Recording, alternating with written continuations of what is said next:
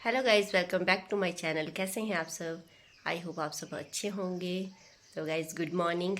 क्योंकि आज का ये जो व्लॉग है वो मैं सुबह के 8 बजे से शुरू कर रही हूँ। और आजकल हम आए हैं, आजकल क्या कल ही आए, हम अपने गांव आए हैं क्योंकि हमें फंक्शन है मम्मी घर में मेरे। तो पहले हम अपने घर आए, फिर आज हम चले जाएंगे वहाँ पे। तो गांव में तो मौसम अच्छा है, शहरों में गर्म हो गया है। यहाँ पे भी गर्मी है बट इतनी ज़्यादा है नहीं है। आम भी लग गए हैं पेड़ों पे, छोटे छोटे, वो भी मैं आपको दिखाऊंगी। और मैं आपको आज क्या दिखाऊंगी कि आजकल जो भारत और पाकिस्तान के बीच में बहुत ही ज़्यादा भयंकर युद्ध लगा हुआ है और बहुत से निर्दोष लोग भी मारे जा रहे हैं। बहुत से आर्मी के जो हमारे जवान हैं वो भी शहीद हो रहे हैं। तो हमारे भी जो दादा ससुर जी थे ना, वो भी सन 1971 की लड़ाई में शहीद हुए थे। तो आर्मी के जो जवान शहीद हो जाते हैं ना, तो उनके घरों में जो उनका लॉस है वो कोई भी पूरा नहीं कर सकता। उस टाइम हमारे दादी जी भी 24-25 साल उनकी एज थी, क्योंकि तब तो शादियां भी जल्दी कर दी जाती थी। और बहुत ही मुश्किल से उन्होंने टाइम काटा है, क्योंकि वो अपने मायके में भी इकलौती थी बेटी। उन्होंने अपने मम्मी पापा को भी देखा, अपने छोटे छोटे बच्चे थे उनके, मेरे ससुर जी और मेरे ताया जी, वो भी बहुत छोटी एज में थे। ये देखिए, ये हमारा रितु। Hello guys. तो मैं आपको बताना चाहती हूँ कि वो लॉस कोई भी पूरा नहीं कर सकता। वो एक जो आर्मी फैमिली है उनकी जो घर पे, वो ही समझ सकते हैं कि वो किस तरह से दिन और रातें काट रहे हैं। कितना मुश्किल हो जाता है ये टाइम काटना। और जिनके शहीद हो जाते हैं उनके लिए तो बस दुनिया ही ख़त्म हो जाती है सारी। हाँ, बहुत सी फैसिलिटियाँ मिलती हैं पर वो इंसान वापस नहीं आता। बट हमें भी गर्व है बहुत ज़्यादा कि हमारे दादू जी ने भी देश के लिए शहादत दी है। और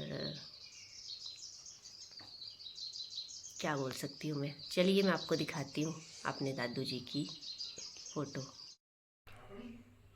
तो ये देखिए गाइज, ये हैं हमारे दादा ससुर जी। तो ये उनकी तभी की फ़ोटो है। इतनी एज थी जब वो शहीद हुए थे। और कितनी यंग एज में शहीद हो गए थे।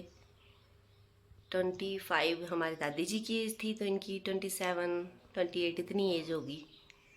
ये देखिए, ये है हमारे दादा ससुर जी जो 1971 की लड़ाई में शहीद हुए हैं। और उस टाइम तो हालात इस तरह के थे कि जो शहीद हो जाते थे उनकी जो डेड बॉडी थी वो भी घर पे नहीं भेजी जाती थी। हाँ जी, तो मैं आपको बता रही थी कि उस टाइम हालात इतने ख़राब थे कि मतलब जो शहीद हो गए, डेड बॉडी भी घर तक नहीं आती थी। और जो घर वाले हैं हमारे, दादी जी हमें सुनाते हैं, अभी दादी जी हैं हमारे, तो वो हमें सुनाते हैं कि मतलब एक लेटर आया होगा वहाँ से।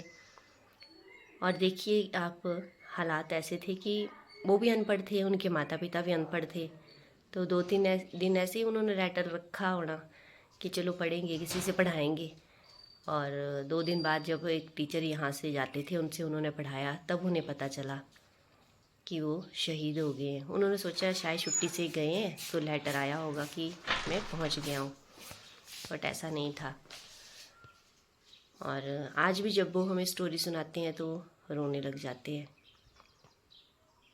कि क्योंकि कोई सहारा नहीं था उनका, ना भाई ना बहन, सिर्फ बूढ़े माता पिता थे उनके और अकेली बहन थी। पर उन्होंने अपनी लाइफ में बहुत ज़्यादा स्ट्रगल किया है और बहुत ही बहादुर वुमेन है वो। और बहुत अच्छे से उन्होंने अपने बच्चों को पाला पोसा। 2 लाइनें उन शहीदों के लिए। है मेरे वतन के लोगों, जरा आँख में भर लो पानी, जो शहीद हुए हैं उनकी जरा याद करो कुर्बानी।